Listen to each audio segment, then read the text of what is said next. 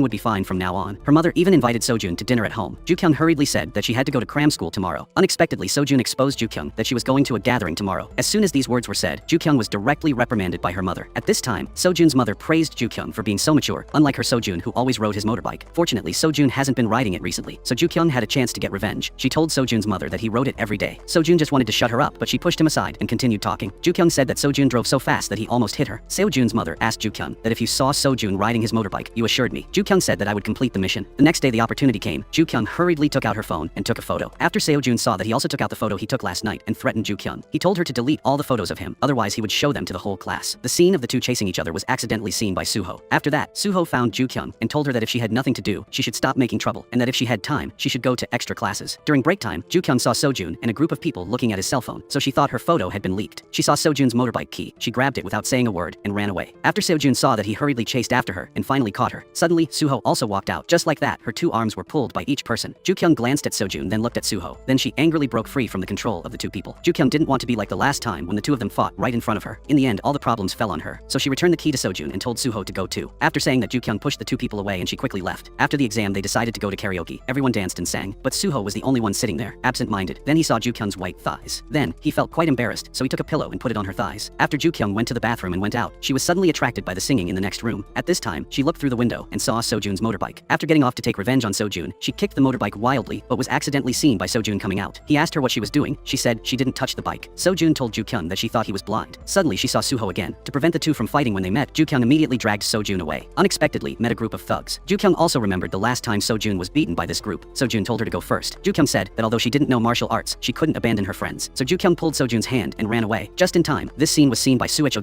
Chased Ju-kyung all the way, afraid that she would be bullied. After a chase, Ju-kyung and Sojun successfully escaped from the gangsters, but Suho caught up with the gangsters, and they also discovered that Suho also studied at Sabom High School. Just as he turned to leave, the gangster stopped Suho. He thought that Suho was sent by Sojun, so a fight broke out. Suho studied Taekwondo, so he was not afraid of them, but he alone could not defeat a group of people. Suho was controlled by them, and he was also punched. Just as the second punch was about to be thrown, the patrol police arrived, so thus avoiding a tragedy. On the other side, Ju-kyung was preparing to ride Sojun's motorbike home. Not long after Sojun took her to the comic book store. Unexpectedly, Suho was also there. Now that Ju-kyung saw the two of them meet, her heart was haunted. She also thought that the two of them must have been husband and wife in their previous life. During the experimental class, Suho pulled Ju-kyung and asked her to sit next to him, and he even gave a bottle of mango juice to his classmate. Then, he gave her another bottle of strawberry juice. Ju-kyung didn't understand what Suho was playing, but she still smiled. During the class, Ju-kyung was holding a bottle of strawberry juice and then turned to look at Suho again. His handsome appearance made Ju-kyung smile unconsciously. At lunchtime, Sojun sat down right next to Ju-kyung, but Ju-kyung told him to stay away from her. Sojun said that except for this, he could satisfy her in everything. Then, he directly ate Ju-kyung's favorite fried pork, which made Ju-kyung feel angry. Sojun clapped her hands, and the next second, two large plates of fried meat were placed in front of her. Some students even took out their cell phones to take pictures of the scene. Ju-kyung returned the keys to Sojun, but Sojun said that it was useless because he had already parked his car in front of her house. The word startled her. Sojun was angry, but did not dare to get angry. When Ju-kyung went to the toilet, she dragged a long piece of toilet paper behind her. Seeing this, Sojun stepped on it and even called her a long-tailed monkey. After Ju-kyung saw this, she was extremely embarrassed, so quickly rolled up the paper. At this time, a classmate accidentally bumped into her, and the classmates cheered when they saw this scene. Suho also happened to see this scene. Ju-kyung immediately reacted and pushed Sojun aside, and she also said that it was all because of him that she fell. Then she turned around and ran away in shame. In the evening, Ju-kyung received a phone call from Suho, and they agreed to meet at the basketball court. Ju-kyung was very happy to hear it, but when she looked at herself in the mirror, she was stunned by her beauty. So Ju-kyung put on beautiful makeup before going out. The two played with the cat, played basketball together, and walked down the street together. The feelings between the two quickly increased. The next day, when Ju-kyung went to school, she discovered that someone was bullying a friend, and this friend was just like her. This made Ju-kyung think of something similar that had happened to her before. By the afternoon, they still didn't let the girl go, so Ju-kyung poured a basin of water on them. She wanted to stop this evil behavior. Seeing someone come in, the bullied girl ran out. Ju-kyung also followed her out. The bullies also scolded Ju-kyung. Sujin couldn't bear to hear that, so Sujin warned the bullies to be careful when talking to each other in the future. The next day, Ju-kyung went to find a girl named Go-woon, because Go-woon had a performance today. Looking at Go-woon's makeup, Ju-kyung saw that Go-woon looked very similar to her before, so Ju-kyung decided to do Go-woon's makeup. After a while, Go-woon suddenly appeared on stage. The audience in the auditorium also admired Go-woon's appearance and kept praising her. At this moment, Go-woon had the confidence she had never had before. Even Ju-kyung's younger brother was stunned. The show ended, and Go-woon hurried over to thank Ju-kyung. At this moment, Sojun came over with a bouquet of fresh flowers. Go-woon saw Sojun and immediately called out brother. Only then did Ju-kyung know that the two of them were siblings. Ju-kyung was the most beautiful goddess in the city, but every time she took a test, her score was extremely low. When Ju-kyung's mother saw Ju-kyung's report card, the mother was so angry that she had to take out a fan to cool down, but she accidentally blew the fan into the homeroom teacher's face, causing the teacher to immediately cover his eyebrows with his hair. It turned out that the teacher was born without eyebrows. The homeroom teacher worriedly asked Ju-kyung's mother if she saw anything. At this time, Ju-kyung's mother gave the teacher a business card, meaning that she was an eyebrow tattoo artist. When Ju-kyung's mother walked out, she saw the male god in her heart. It was Suho's father. Because he was a big star, he immediately attracted a group of middle-aged women to gather around. At this time, Ju-kyung's mother was captivated by Suho's father's handsomeness. Ju-kyung's mother joked, Can I buy you with money? As soon as these words were said, everyone was very surprised. It turned out that Ju-kyung's mother wanted Suho's father to sign an autograph. Ju-kyung was so embarrassed when she saw her mother like that she quickly ran away. Not long after, Suho went to find his father and asking why you came to school. It turned out that the relationship between father and son was not very good. At this moment, Ju-kyung's mother ran over, and even Ju-kyung couldn't stop her. Seeing that Suho and Ju-kyung were classmates, Ju-kyung's mother was extremely happy. Suho walked away shyly. In the afternoon, when it was time for the experimental class, they didn't want to talk to each other because they had argued before. Just as Ju-kyung was about to go out, someone held her back. She thought Suho was holding her back, so she pretended to be angry and told Suho to let go. But when she turned around, she discovered that her shirt was stuck. She was so embarrassed that she ran away. When Ju-kyung got home and took off her socks, she was suddenly startled when she saw Suho in her house. Her mother asked Ju-kyung why she was so surprised. Ju-kyung didn't say anything but shyly ran upstairs. It turned out that her mother had gone to the comic book store to find Ju-kyung, but accidentally met Suho. Because Suho was the son of the person she admired, so she brought him home. When it was time to eat, Ju-kyung's mother insisted on feeding Suho herself. Ju-kyung's younger brother took Suho's shirt and asked if this shirt was real. Ju-kyung's younger brother immediately asked to borrow Suho's shirt for a few days to wear. Suho heard that and said that if you liked it, I would give it to you. Ju-kyung's younger brother was extremely happy when Suho said that. Ju-kyung kicked her younger brother but was caught by her younger brother. Then the two started fighting under the table. Her younger brother pulled her, causing Ju-kyung to accidentally fall into Suho's arms. At this moment, the drunken sister returned home and accidentally cut the electric wire, causing the whole house to lose power. Everyone was running around in panic. When Ju-kyung turned on the flashlight, everyone was lying on top of each other. Only the drunk sister was still calmly eating. The next day was Sunday. The sister took Ju-kyung to the sauna. Ju-kyung sat alone in the sauna. After the time was up, she was about to go out when she bumped into Sojun. Ju-kyung was scared and quickly turned away. Ju-kyung didn't wear makeup, so she absolutely couldn't let everyone see her face like this. Luckily, Ju-kyung reacted quickly enough. Ju-kyung's heart was about to collapse. She didn't know why these two people were talking so much. They even made a bet on who would get out of the sauna first. An hour later, Ju-kyung's clothes were soaked from the heat. The fat guy asked Sojun how his girlfriend was doing, and the fat guy complimented Ju-kyung on her beauty. Sojun immediately retorted and told the fat guy what was so beautiful about Ju-kyung. Ju-kyung, who was already very hot, was even angrier when she heard Sojun say she was ugly. Only then did the fat guy discover Ju-kyung. He told Sojun that it seemed like the girl over there hadn't moved for an hour. Was she dead? The fat guy was about to stand up and call out to her when Ju-kyung covered her nose and said it was comfortable here and told them not to worry about her. The fat guy said,